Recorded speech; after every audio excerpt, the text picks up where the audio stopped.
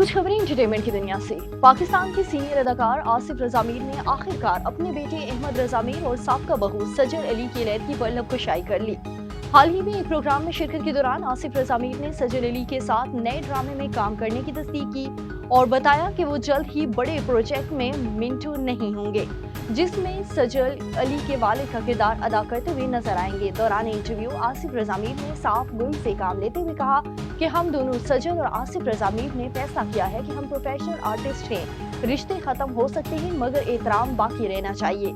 सजल का भी यही कदम हौसला और जहानत का सबूत है और दोनों ने माजी को पीछे छोड़कर फन की राह पर चलने का अज़म कर लिया। बॉलीवुड के मारूफ अदाकार अक्षय कुमार ने साथी अदाकार प्रेश रावल पर 25 करोड़ रुपए का हर्जाने का मुकदमा दायर कर दिया। भारतीय मीडिया रिपोर्ट्स के मुताबिक अक्षय कुमार ने बगैर नोटिस हेरा फेरी 3 से वॉकआउट करने और फ्रेंचाइज को सबूताज करने पर प्रेश रावल के खिलाफ मुकदमा दर्ज करके उन्हें कानूनी नोटिस भेज दिया।